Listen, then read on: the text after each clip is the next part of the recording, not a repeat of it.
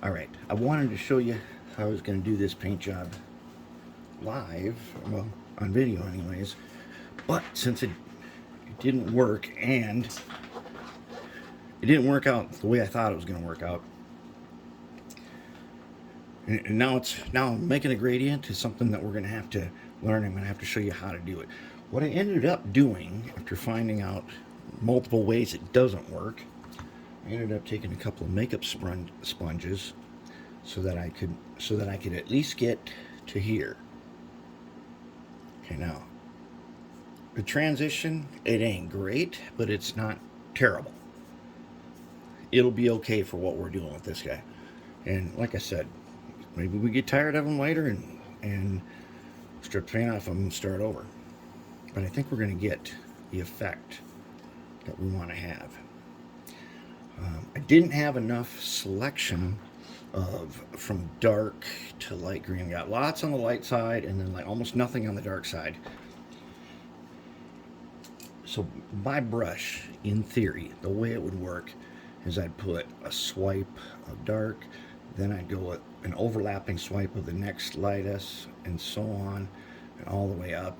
And then I would dry brush it so that it blends, so you can't see the transition lines.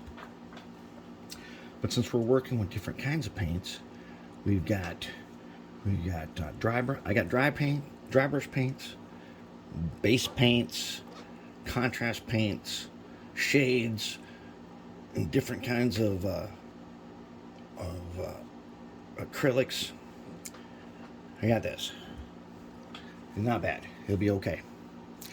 So now what I want to do, we're not going to go too much further with him for a while because we have a couple of other projects we got to get to right away, including a couple of SD40s.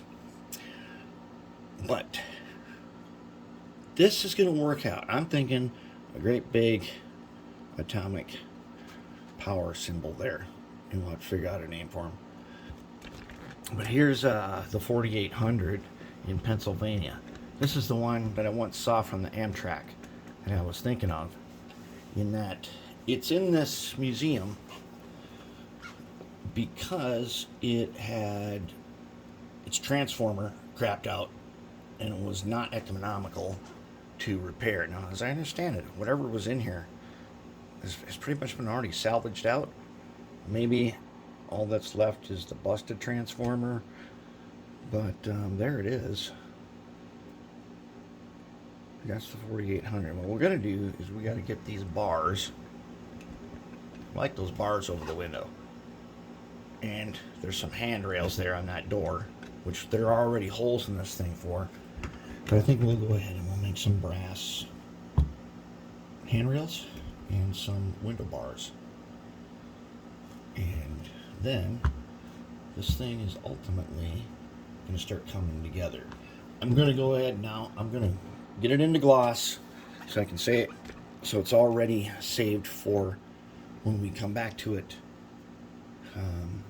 with a new mechanism for underneath. And I think that part is that's gonna wait for a little bit while I attempt to create a steel underframe.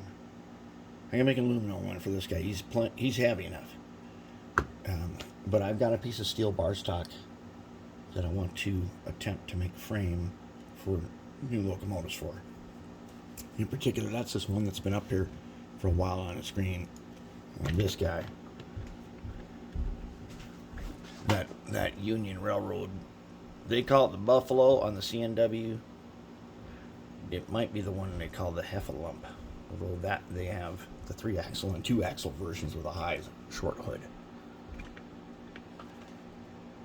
That's where we're going to try attempt with that steel. But overall, doing a gradient could be useful for other things. We'll have to think of more stuff to use it for, and we got to get it right.